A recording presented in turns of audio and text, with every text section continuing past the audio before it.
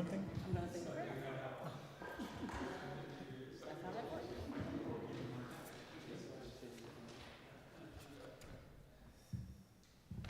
I guess that'll work. And I have to work. Pastor Mary.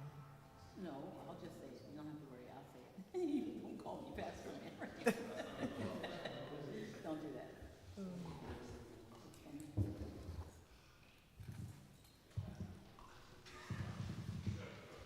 got 1 more minute.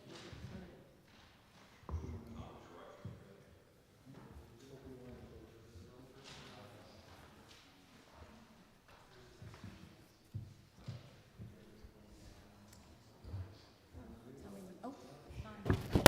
I'd like to call to order Schenectady City Council caucus meeting for Tuesday, November 12th, 2024. We have 2 public hearings this evening, if the clerk could read. Public hearing number 1 regarding Restore New York grant application for the former St. Clair's Hospital, 600 McClellan Street, Schenectady, New York. Public hearing number 2. Public hearing number 2 regarding amending certain provisions of Chapter 161 of the Schenectady City Code entitled Garbage, Rubbish, and Refuse. We have 6 items for original consideration. If the deputy clerk could please read item number 1. Item number 1 for final consideration, an ordinance to amend Section 248-11 of Chapter 248. The City of Schenectady will address traffic safety by installing traffic calming measures on city streets to reduce speeds on designated public streets as identified by the city engineer and Schenectady City Council. Item number 2. Item number 2 under final consideration, an ordinance to amend Section 124-13, Article 4 of the Schenectady City Code, Alarm System Regulations. Discussed in committee without objection on consent. Item number 3. Item number 3 under original consideration, a resolution authorizing the mayor to accept a $206,046 grant from the New York State Division of Homeland Security and Emergency Services for the Schenectady Police Department. Discussed in committee without objection on consent. Item number 4. Item number 4 under original consideration, a resolution establishing a temporary moratorium until February 11, 2025 on the submission on processing of building permits, certificates of occupancy, certificates of use, and land use approvals of cannabis establishments within the city of Schenectady. Discussed in committee without objection on consent. Item number 5. Item number 5 under original consideration, a resolution confirming the appointment of Philip Kaufman to the Schenectady Municipal Golf Course Advisory Committee. Discussed in committee without objection on consent. Item number 6. Item number 6 under original consideration, a resolution authorizing the withdrawal of 1710 Eastern Parkway from foreclosure. Discussed in committee without objection on consent. If there's nothing more to come before the City Council caucus, I'll ask for a motion to adjourn. Motion by Mr. Mudavaren, second by Mr. Williams. All those in favor? Aye. We are adjourned. I'd like to call the City Council meeting to order for Tuesday, November 12th, 2024. And ask everyone to stand for a prayer. I'd like to offer this prayer for elected officials. Just 1 second, of course, now there it goes, right? Dear God, we commend our nation to your merciful care, that we may live securely in peace and may be guided by your providence. Give all in authority the wisdom and strength to know your will and to do it. God, we ask a special blessing for these leaders in Schenectady, Lord, as we do the work that has been assigned to our hands, Lord. Help us to remember that we are called to serve people as lovers of truth and justice. In Jesus' name, amen. I'd like to call on Jeff Buell to lead us in the Pledge of Allegiance. I pledge allegiance to the flag of the United States of America and to the republic which stands one nation under God, indivisible, with liberty and justice for all. Thank you. If the clerk could please complete the roll call. Mr. Toro? Mr. Farley? Mr. Mancini? Here. Mr. Mutaviran? Present. Ms. Patrick is absent. Mr. Williams? Ms. Porterfield? Here. We have 2 public hearings this evening, and I'd just like to remind that the public hearing comment is extended to 4 minutes, and ask all comments to be relevant to the public hearing. Let me take this, please.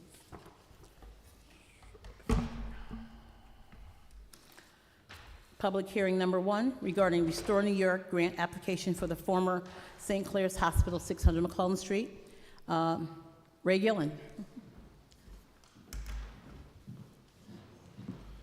Good evening, Council President and Council members, Mayor Ray Gillen, Chair Metroplex, and the County Planning Commissioner, also proud resident of Schenectady, the city of Schenectady. The Restore New York program is a great, innovative state program that helps restore large structures that are vacant, or in some cases, prepare them for demolition. These are structures that really have a major impact on their communities. We're very proud to tell you we've won a number of these Restore New York grants and used them for projects like Mohawk Harbor, the redevelopment of the Alco site. Right now, the Wedgeway building at the corner of State and Erie, where the city played such a pivotal role. And tonight, we're asking for your support as we move forward with an application to obtain a $1.5 million Restore New York grant to help renovate a nearly 400,000 square foot building, the former St. Clair's Hospital. It's really an ideal application for Restore New York. Again, Restore New York's about restoring major structures that are vacant and putting them back into productive use, helping to revitalize the local economy. You couldn't ask for a better example than Mohawk Harbor, than Wedgeway, and now the former St. Clair's building. And we have a dream team of developers, Chris Sparrigan, whose family has been operating a major contracting company and development company in Schenectady for more than 100 years, and Jeff Buell, who is really the most prominent now of local developers with a tremendous track record in the capital region and upstate New York, have come together to form a partnership and have the hospital under contract. Ellis is very supportive of this. They no longer had a need for the facility.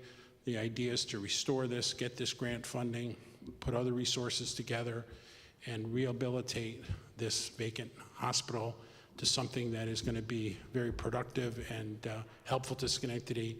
And also, for the first time since the hospital was built in 1949, put the building back on the tax rolls and generate tax revenue for the city, the county, and the school district. So we're very excited to have the developers here tonight, and we'd ask for your careful consideration of this proposal when it comes before you so that we can submit the application in December.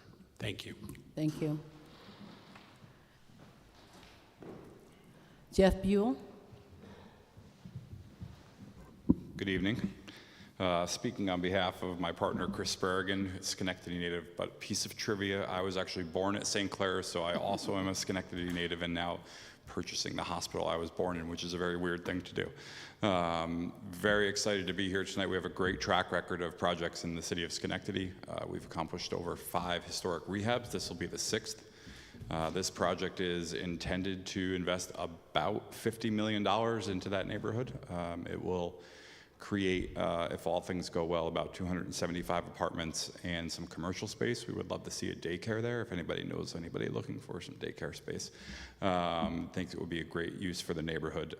This is a little outside of the norm for what we typically do. Usually the investments we make are very heavily urban. This is obviously outside of a downtown and inside of a neighborhood. And so I would like to repeat what Ray said. I don't think you want this building going vacant for very long.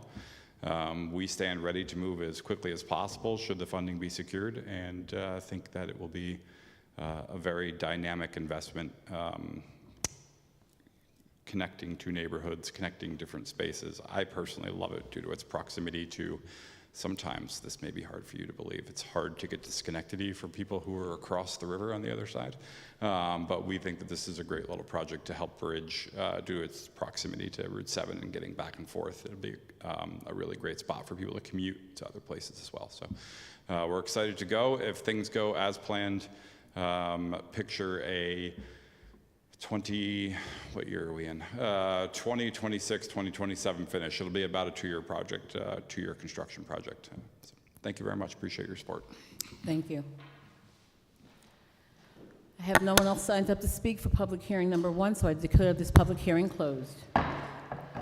Public hearing number 2 is regarding amending certain provisions of Chapter 161 of the Schenectady Code entitled Garbage, Rubbish, and Refuse. I have 2 people signed up to speak. The first person is Joe Anderson.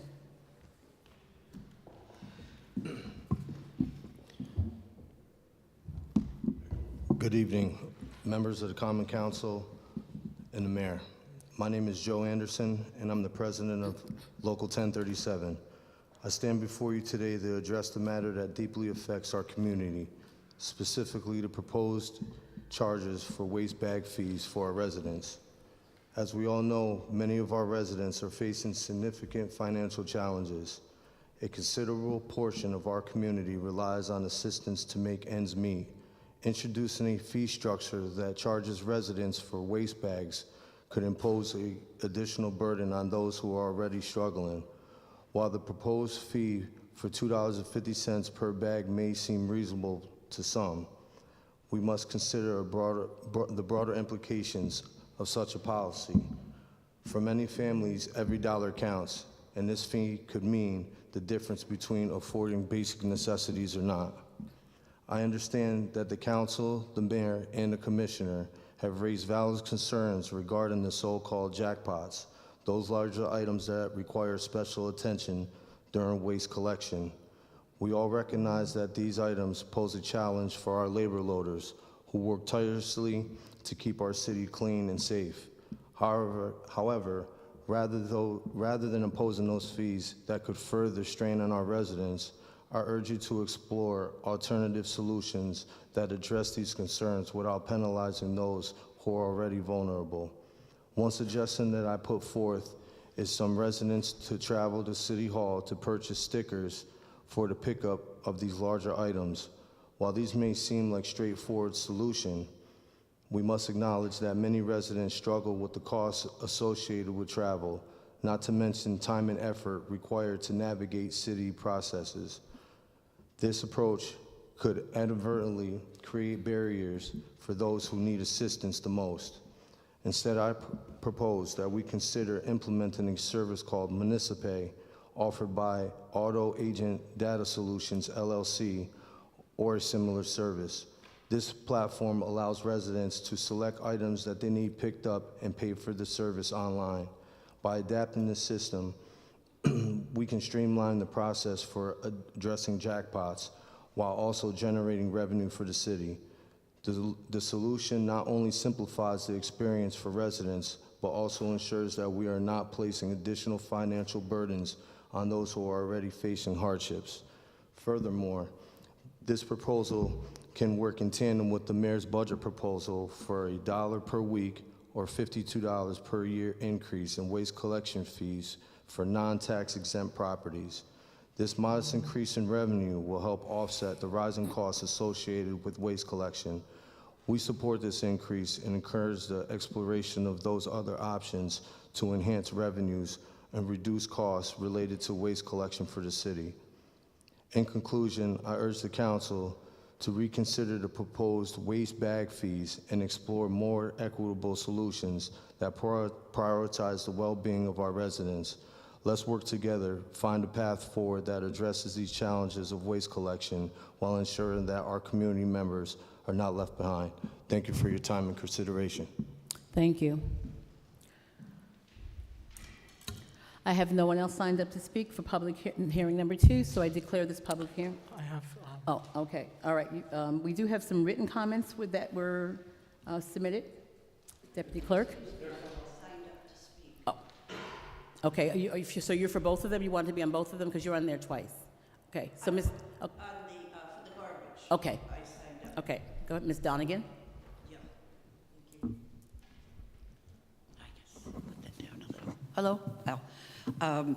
Yeah, I'm speaking on the garbage issue. I know it's just proposed, but the article in the newspaper, like the speaker before, that $52 fee seems very reasonable to bring in extra revenue. But I have a few concerns.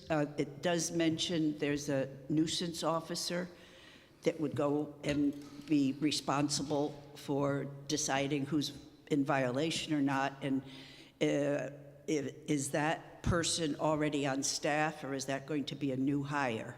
That would be a question. And is that nuisance officer responsible then for collecting the fees and everything else that might be involved in violating the proposed garbage plan?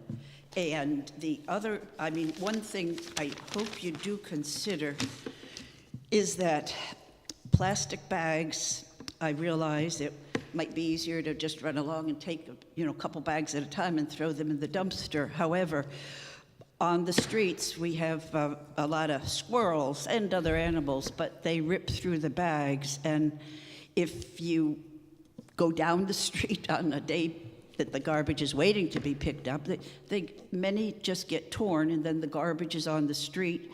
And that, I would not expect the collectors to clean that up at all. I believe homeowners for what happens now, but most of our stuff will be in cans. And that was something else I had hoped you would consider. It did say 5 pounds, that one of the quotes, 5 pounds per day per person. And I'm figuring a lot of households might be a 4-person household, which would be like 20 pounds per person, or 140 pounds per week that one apartment dweller could put out, parent, 2 children, and that's a lot of garbage being put out. And if it's in bags, again, I caution how bags can be split. Going from the regular garbage size that we have now, probably a 30-gallon, up to a 45-gallon, even though a lot of 45 gallons are on wheels. But older people like me, I will tell you, navigating a 45-gallon container is difficult. I mean, even though it is on wheels. And I would ask that perhaps that be reconsidered to keep the 30-gallon. If it weren't being considered, what do all the homeowners do with all their 30-gallon trash cans that they have already? And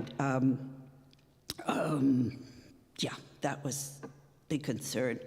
And I noticed in the article, maybe the article didn't have it, but recycling wasn't mentioned, nor were the leaf bags mentioned. I know there's a short period for leaf bags, but I would hope that would be continued along with the recycling. And those are my concerns. Thank you. Goodbye. Thank you. Thanks. Thank you. Okay, we do have some written comments that were submitted. Written communication number 1 from Howard B. Halstead and Melissa A. Engler, an emailed letter requesting council to do whatever is required, including increasing taxes, to continue existing level of service regarding trash pickup. Written comment number 2 from Harold and Debbie Schneiderwind, an email pleading to council to not implement a fee schedule for trash pickup. They are already on a limited income and live in a house that has been in their family since 1918. They have worn furniture and appliances that they will need to dispose of, but will do so reasonable. From former Councilman Vincent Riggi, who actually requested his email be read in its entirety.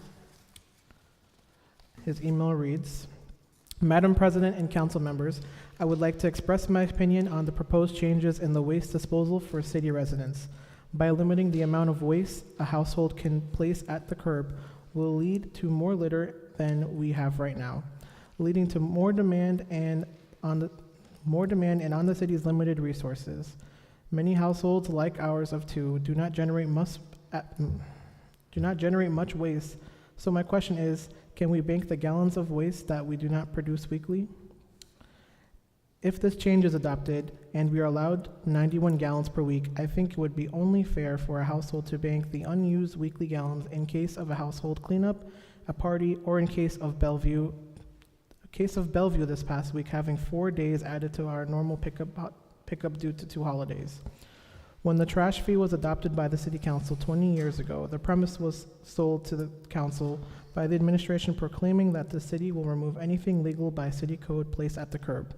Now for 2025, residents will be charged with higher fees, and if this code change is adopted, we will be limited to the amount that we can put at the curb, along with charges for extra gallons, along with white goods pickup, a true example of shrinkflation, paying more and getting less.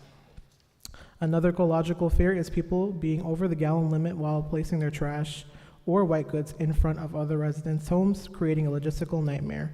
I realize that there are chronic abusers of the current system, but why should the majority of residential properties be penalized? Madam President and council members, I respectfully ask this body to reject the proposed code change in its entirety.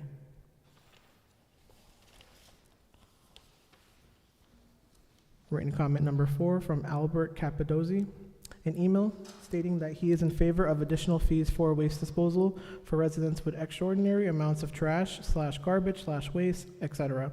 He also stated that the calculations for waste pickup were incorrect. 7 to 13 gallon bags of trash does not amount to one 45-gallon container of trash. He does not agree with the idea of placing trash bags at the curb rather than in receptacles, since that could lead to trash being blown around through the neighborhood or scattered by scavengers. Written comment number 5 from Deborah Montana, an email stating that many times they have observed their recycling being mixed in with trash. She asks that with the increase in the fees, that an improvement is practiced for a healthier environment and care for the community. From Budhan Ramcharan, an email expressing his frustration with an increase in taxes and additional fees for garbage removal. He questioned the feasibility of tracking and weighing the trash, made alternative recommendations, and cited the negative ways this would impact the community. Final written comment from Louise Gundrum, an email with questions about logistics about the trash proposal. She asked that the council reconsider the proposal since there is no equitable way to enforce it throughout all the neighborhoods in the city.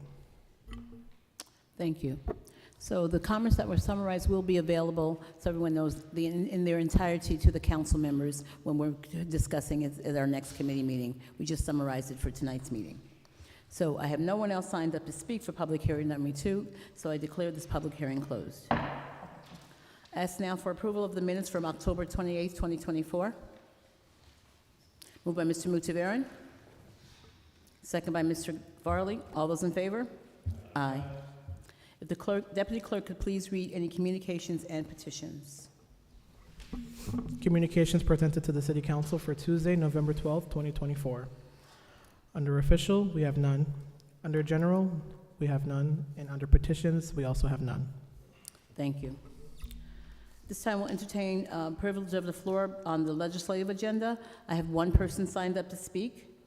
Jackie Donegan. Oh, I'm sorry. I must have signed on the wrong sheet. I'm sorry. I did see your name, that's why I wasn't sure, but so it's okay. So you've made your comments that you want to make? That was just on the garbage, yes. Okay. And thank you. It's not a problem, no problem at all. Okay, so I have no one else signed up to speak on public comment on the legislative agenda, so I declare this public comment closed. This time I ask for approval of the legislative consent agenda. Motion by Mr. Mancini, second by Mr. Mutaverin. All in favor? Aye. Thank you. And now we'll have privilege of the floor regarding general city business. I have one person signed up to speak, George Borum.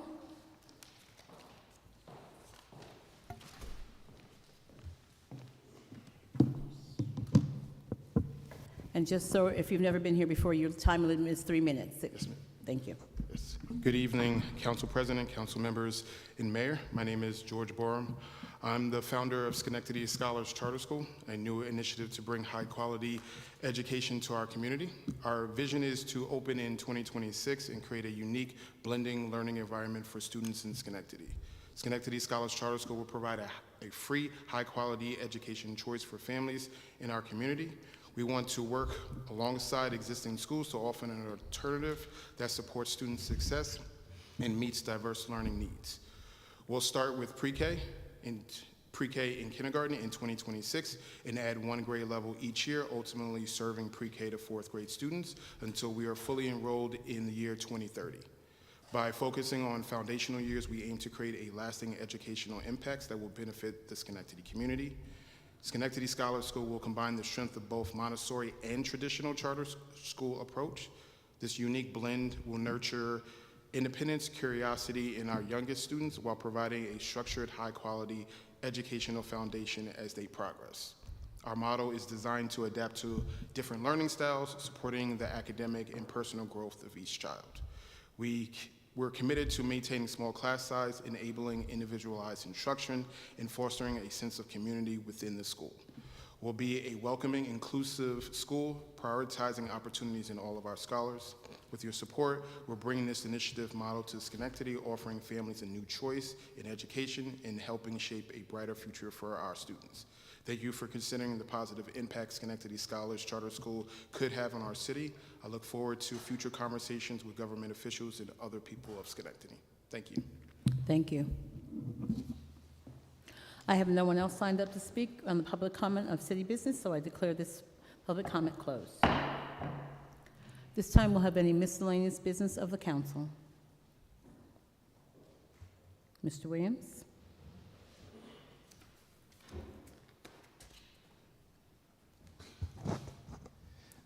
Good evening and thank you. I just wanted to respond to the comments that we've heard in person and also recorded online regarding the trash fee collections. Definitely with response to the increase of $52 a year, my response to that is the hesitancy that I voiced during our budget season last year was just due to not wanting to attribute any higher fees without us evaluating other means to increase revenue, which is what we've done through a number of different priorities and initiatives led by Mr. Mudavaran, which I am excited have offset the potentially higher increasing fees that we did not see attributed to the taxpayers here in the city of Schenectady. However, with response to the upcoming proposal, I know that this is going to be a huge adjustment and undertaking for our city staff. As these conversations continue, I just ask for the members of the community to remain tuned in and continue to voice your concerns, which have not fallen on deaf ears. I can speak for myself. I've taken an extensive amount of notes, and part of our conversations as these conversations continue and if they are rolled out, is having a reporting period where we are able to assess its impact on the community in whatever way that it is presented. So I just ask that the members of the community continue to provide us your feedback and opinions, and I say often, give us grace. So I know although the intent in which you roll out projects and initiatives matters, I just ask for the community to allow us the opportunity to, as Mr. Anderson highlighted, adjust to the increasing costs and waste removal. Thank you. Thank you. Any other members of the council? Mayor? Madam President, I yield my time. Okay. All right. I want to thank everyone that came out this evening for your comments and what you offered to our process.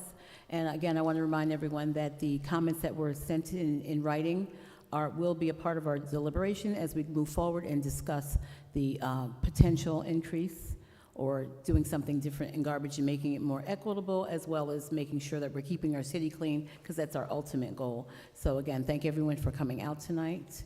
And if there's nothing more, I will entertain a motion to adjourn. Moved by Mr. Mancini, second by Mr. Williams. All those in favor? Aye. We are adjourned. Thank you and have a good evening. Joe?